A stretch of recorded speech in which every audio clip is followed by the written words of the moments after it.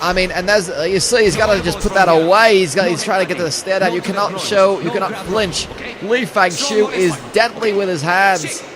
He's got a single blemish on his record, and that is in the semifinals of last year's tournament where he lost to Ricky Baby.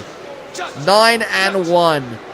And let's not forget that Li Fangzhu could have completely rested on his laurels, took the rest of 2016 off after he got knocked out of the Kumite in November of 2015.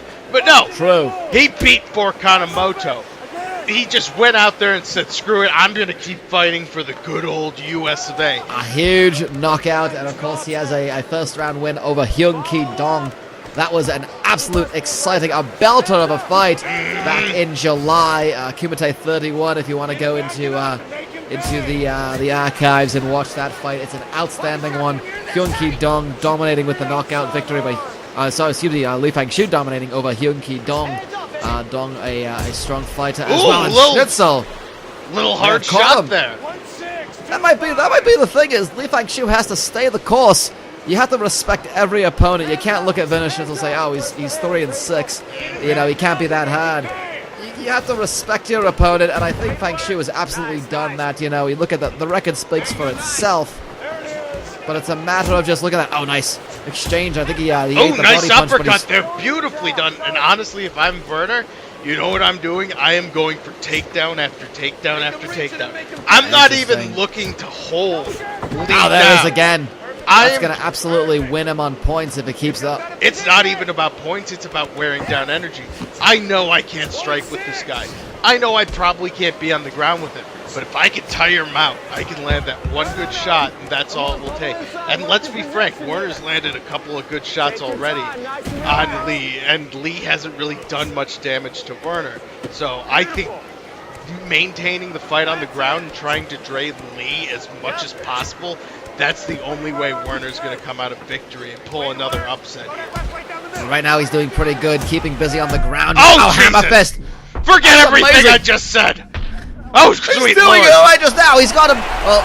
Schnitzel having to block that knee right to the cranium. That helmet head he's got may have protected him just a little bit there, but Li Fangzhu's, the more we're seeing Li Fangzhu, the more comfortable on the ground he's getting. Now, Cal, in your years of mixed martial arts, you've had to have fought competitors who have started with a boxing background. Oh yes, yes. Is it a different thing? Like, what is it about the boxers who start out just being the guys who can punch hard and punch through walls? Honestly, and the biggest thing about them is, I mean, for the longest time, as you know, all boxers fought with one boxing glove on their hand and the other hand free.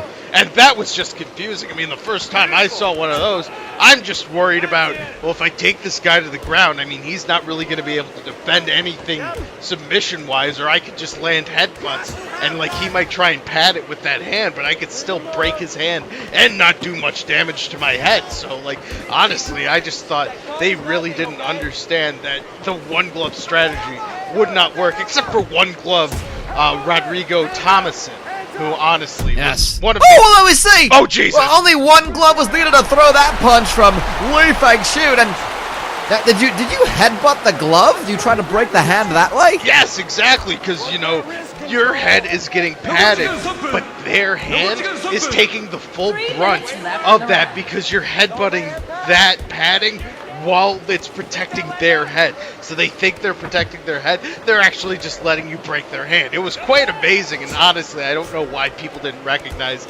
that the less padding a glove hand had, the better it was for actual protection and defending. But of course, you know, headbutts, fish hooking, and of course the dreaded stink-eye McGillicuddy was allowed back when I was fighting.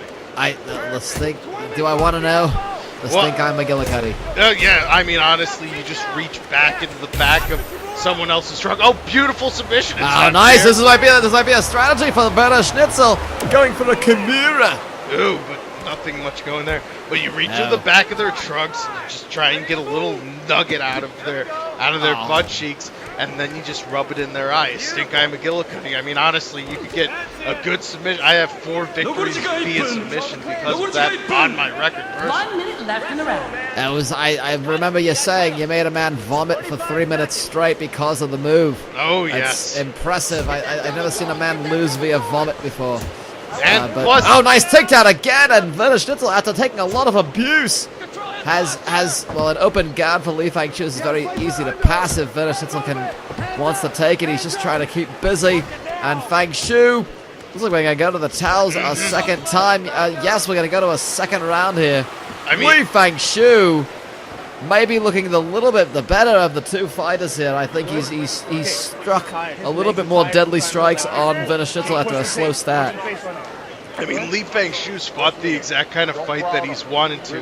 When the fight's gone to the ground, he's had plenty of ability to reverse anything that Werner puts on. Like, even that Kimura only lasted for a few seconds, and he's landed the more devastating strikes. I think Werner's just fighting on heart, but I think he's also tiring Li out, which is exactly what he's going to want to do if he wants to pull out a victory here. It's hot and sausage, I think, at this point for the Oktoberfest King. Beautiful pair of pants he's wearing. Yes, it's actually lederhosen. He's absolutely fighting in the lower half of lederhosen. Where could I get a pair that's just like that? Germany. But they don't let me back into the country. How about Austria? Maybe Austria? Well, I mean, I do have former life there. Switzerland? I don't like to talk about that time. How about Liechtenstein? Maybe Liechtenstein. Yeah, that's a pretty good place. All right. Well, it's a very small place. You might want to just kind of stay put when you're there, just so you don't enter accidentally to any of the places I just mentioned. And they're coming out swinging in round 2. This is the 5-minute round following the 10-minute one. And again, oh nice, I think Schnitzel saw Li Fangzhu backing up a little bit, went in for the takedown, but Fangzhu not enough there, and just knees right to the head. I mean, they're blocked, but they're still doing damage to the skull, and that's exactly what we're... Oh, look at that, Werner's strikes like that were not blocked at all. Knees to the stomach, perhaps to the groin. And Li Fangzhu is your winner. And Werner's liver has just exploded. That's gonna make a tasty sausage. If more of a pate, so honestly. Pate, excuse me. It is liver. Yeah. You have to, I think that's the point. Is normally you'd feed it so much that it explodes on its own. Li Fangzhu just perhaps made a foie gras out of Werner Schnitzel.